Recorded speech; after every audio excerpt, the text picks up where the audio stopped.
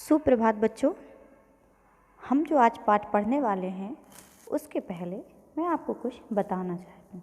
जैसे कि आपने जो मूवीज़ होती हैं, फिल्म, उसमें भी देखा होगा या आपने बड़े बूढ़ों से किसी से सुना भी होगा कि पहले के समय में, यानी कि कुछ समय पहले हमारे देश में छुआछूत का बोलबाला था और भेदभाव से हमारे समाज की तरक्की रुकी हुई थी। एक दूसरे से खुलकर मिल नहीं पाते थे, एक दूसरे की परेशानी में, दुख में उसका साथ नहीं दे पाते थे। देने का मन भी होता था तो भी ऊंच नीच के भेदभाव के कारण उनके साथ खड़े नहीं हो पाते थे। जब हमारे देश को अंग्रेज़ों से आज़ादी दिलाने वाले मोहनदास करमचंद गांधी जब बच्चे थे, तब उन्हें यह देखकर हैरानी होती थी कि उनकी माँ जिस मंदिर में पूजा पाठ करने जाती है, वहाँ की गंदगी से जरा भी घृणा नहीं करती। दूसरी ओर कुछ लोगों को केवल इसलिए घर नहीं आने देती क्योंकि वे सफाई का काम करते हैं। बालक मोहन के मन पर इसका क्या असर पड़ा, उसने कौन सा क्रांतिकारी कदम उठाया, यह हम इस एकांकी में पढ़ने वाले हैं। तो उस पाठ को पढ़ने के पहले मैं आपको पाठ का नाम बता देती हूँ।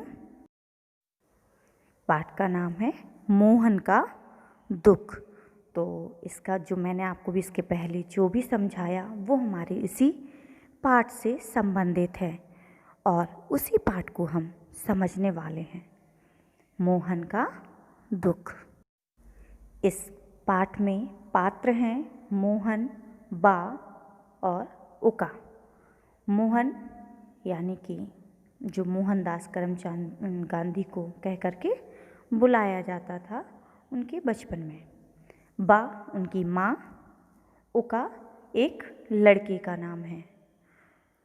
मोहन के हाथ में एक पूजा की थाली थी और उसकी माँ जो है वो कुछ बुदबुदाती हुई जा रही थी।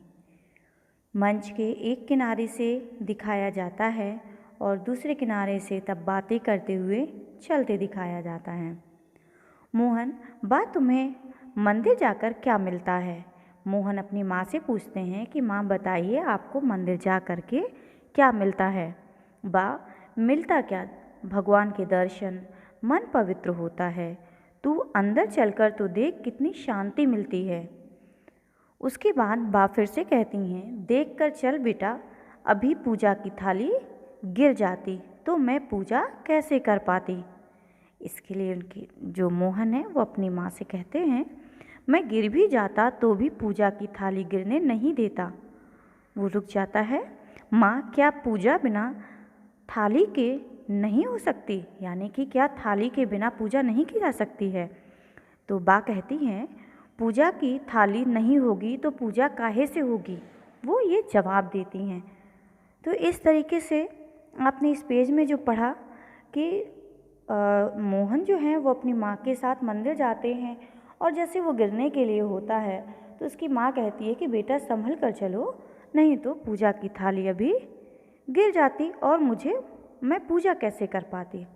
और तभी मोहन कहता है कि क्या बिना पूजा की थाली के पूजा नहीं की जा सकती है?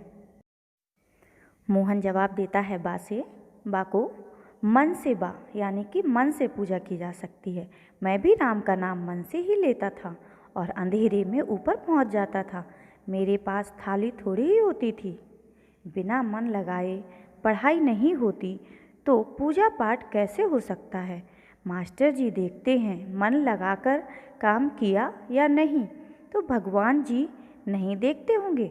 यानी कि मोहन कहता है कि जब मैं स्कूल में जाता हूँ, वहाँ जो टीचर हैं वो मेरी कॉपी या मेरा वर्क जो है वो जब उसको चेक करते हैं, देखते हैं, तो वो बहुत ही बारीकी से देखते हैं कि बच्चे ने मन लगाकर कार्य किया है या नहीं।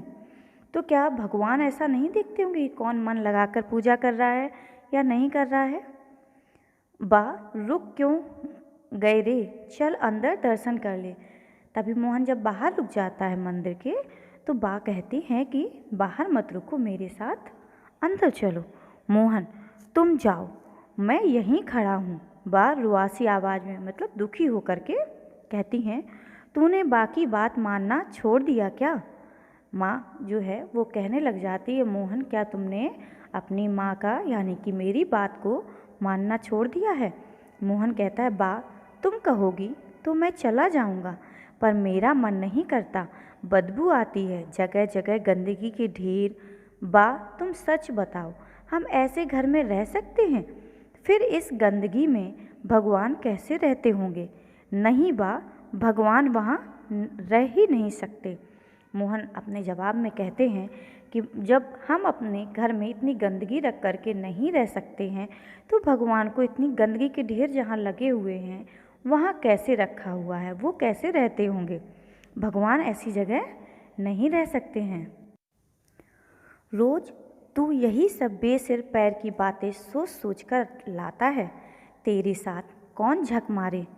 यानी कि गुस्से में माँ जो है वो कहने लग जाती हैं कि क्या रोज़ तू बिना सिर पैर की, जिसका कोई मतलब नहीं होता, ऐसी बातें ढूंढता रहता है क्या? और तेरे साथ कौन मुंह चलाए? जैसे झक मारना उन्होंने कहा है, तो यहाँ उनका मतलब है कि तुम्हारी इन बेकार की बातों में कौन जवाब दे। उसके बाद दूसरा दृश्य दिखाया जाता है जिसमें उका और मोहन मंच पर बैठे हैं। उका के पास एक झाड़ू है। तो उका कहता है, मोहन बाबू, बा बहुत अच्छी है, वे तुम्हें इतना प्यार करती हैं, तुम उनकी बात क्यों नहीं मानते? उका कहने लग जाता है कि मोहन बाबू, यानी उनको मोहन बाबू कह के बुलाता है, नाम नहीं लेता है। तो वो कहने लग जाता है कि जब तुम्हारी माँ तुमको इतना प्यार करती हैं तो तुम उनकी बात को क्यों नहीं मानते हो? मोहन कहता है, पहले तो तुम यह बताओ, तुम मुझे मोहन बाबू क्यों कहते हो? मैं तुम्हें उका कहता हूँ, तुम मुझे मोहन कहो। अब बताओ, मैंने बाकी कौन सी बात नहीं मानी? तो जो उका है उसकी बात काटते हुए मोहन कहता है, पहले तो तुम मुझे मोहन बाबू कहना छोड़ दो। मैं जिस तरह से तुम्हारा नाम उका कहता हूँ, यानी जैसा तुम्हारा नाम है वही बोलता हूँ, तो तुम भी सिर्फ मोहन कह कर के ही मुझे बुलाओ। और उसके बाद फिर वह पूछता है कि बताओ कौन सी बात मैंने नहीं मानी है? उका कहता है, बा जिस काम को मना करती है तुम उसे क्यों करते हो? मोहन, उका, बा मेरी माँ है, मैं उनके बिना नहीं रह सकता, फिर उनकी बात मैं कैसे टाल सकता हूँ? उका, नहीं भैया, तुम टालते हो, दीवान साहब को पता चलेगा तो वे कितना नाराज़ होंगे। दीवान साहब यानी कि मोहन के पिताजी। मोहन के पिताजी दीवान थे, इसलिए उनको दीवान साहब कहकर बुलाया जाता था। तो वो कहने लग जाता है कि नहीं भैया, मैंने देखा है तुम माँ की बात को टालते हो, और दीवान साहब को जब यह बात पता चलेगी तो वो बहुत ही नाराज़ होंगे। तुम मुझसे कहते हो मैं तुम्हारा नाम लेकर पुकारूं, तुम्हारे साथ खेलूं, तुम्हारे साथ खाऊं, यह कैसे हो सकता है? तुम मुझे छूते हो। और उका ये भी कहता है कि मैं आपको नाम लेकर के कैसे बुला सकता हूँ, और आप मेरे साथ खेलते हो, और आप ये भी कहते हो कि मैं आपके साथ खाना खाऊं, ये सब नहीं हो सकता, क्योंकि उस समय जो छुआछूत की भावना थी उसके कारण लोगों को, जो अछूत जाति के थे, उनको मना किया जाता था कि इनको नहीं छूना है। मोहन, तो उका, तो हम तुम्हारी प्रजा हैं। उका कहता है, हम तुम्हारी प्रजा हैं, हमें छूना पाप है, यानी आप हमें मत छूइए। कई बार माँ तुम्हें बरसती है, दुखी होती है, माँ का दुखी होना अच्छा नहीं लगता है। और जो उका है वो कहने लग जाता है कि माँ कई बार क्या होती है, नाराज़ हो जाती है और मना भी करती है, फिर भी तुम उनकी बात को नहीं मानते हो, और वो क्या होती हैं, दुखी हो जाती हैं। मोहन दुखी हो जाता है इतनी सब बातें सुन करके। उका, तुम मेरे दोस्त हो, साथी हो, हम साथ साथ खेले बड़े हुए, जैसे मैं बा को नहीं छोड़ सकता ऐसे तुम्हें नहीं छोड़ सकता, तुम्हारी माँ मेरी माँ नहीं है। तो वो कहने लग जाता है कि अगर मैं अपनी बा की बात मानता हूँ, बा मतलब अपनी माँ की, मैं उनकी बात मानता हूँ, तो मैं तुम्हें नहीं छोड़ सकता, क्योंकि उनके अनुसार तो मुझे तुमसे बात नहीं करनी चाहिए। तो मुझे माँ भी बहुत प्यारी है और तुम भी मुझे प्यारी हो, क्योंकि मैं छोटे से ही तुम्हारे साथ खेलता आया हूँ। उका, मोहन भैया, यह तुम्हारे लिए ही पाप नहीं हमारे लिए भी है। हमें भी अपने धर्म कर्म से हटाने का पाप तुम्हें लगेगा। मेरी बा कहती है, हमारी परछाई से तुम लोगों का धर्म बिगड़ जाता है।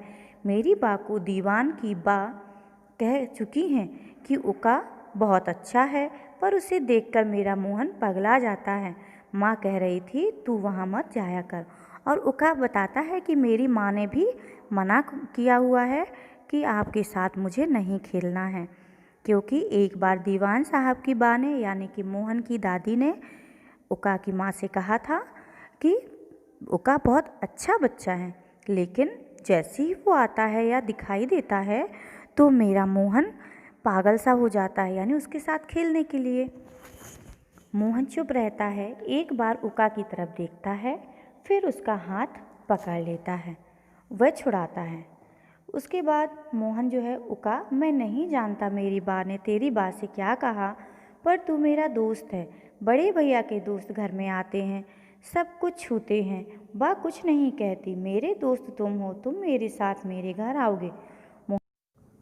मोहन कहता है कि जिस तरह से मेरे बड़े भैया के दोस्त घर पर आते हैं, वो सभी के साथ मिलजुल कर बैठते हैं और सभी चीज़ों को छूते हैं, तो तुम भी तो मेरे दोस्त हो, तुम भी मेरे घर चलो और तुम भी उसी की तरह जैसे उसके भैया के दोस्त व्यवहार करते हैं, वैसे ही तुम भी मेरे घर आकर के बैठोगे, चीज़ों को छुओगे। उका, तुम क्यों नहीं समझते हम नीच हैं। तो उका कहने लग जाता है कि हम नीची जाति के हैं, आप ये मेरी बात क्यों नहीं समझते हैं। मोहन, ये तुमसे किसने कहा वे नीच हैं जो प्यार को नहीं समझते। मैं बा से कह चुका हूँ, उका को छूने, उसके साथ खेलने में मैं पाप नहीं करता। आदमी आदमी को छूने में कैसा पाप। मोहन बताता है कि मैंने अपनी माँ से कहा है कि आदमी ही आदमी को यदि छुए तो इसमें कौन सा पाप है, और उका मेरा मित्र है, मुझे उसको छूने में कोई पाप नहीं लगता, मैं ऐसा कोई पाप नहीं मानता। उका, मोहन भैया, तुम बा का दिल मत दुखाया करो, वे हमें बहुत प्यार करती हैं। और उका कहने लग जाता है कि आप माँ का दिल मत दुखाया करिए, वो आपको सभी को बहुत प्यार करती हैं। मोहन गला भर आता है, यानी कि वो दुखी हो जाता है। नहीं भैया, मैं ना माँ का दिल दुखाना चाहता हूँ ना तुम्हारा, पर मैं कितना अभागा हूँ। अभागा मतलब बदकिस्मत भी बोलते हैं, अभागा का अर्थ है बदकिस्मत। मैं सबको दुख देने के अलावा कुछ नहीं कर पाता। वह मंदिर चलने को कहती है, वहाँ की गंदगी में पाँव पड़ जाता है तो माँ नहाने को नहीं कहती। तुम्हें छू देता हूँ तो बाल्टी भरकर पानी डाले बिना घर में नहीं घुसने देती, फिर दुखी होती है। उन्हें यह भी गलत लगता है, मुझे सब कुछ गलत लगता है। रुक कर तुम भी मुझे गलत समझते हो। फिर क्या है, वो कहने लग जाता है कि भैया मैं बहुत दुखी हूँ। मोहन यह बात बोल रहा है कि मैं तो अपनी किस्मत से ही दुखी हूँ।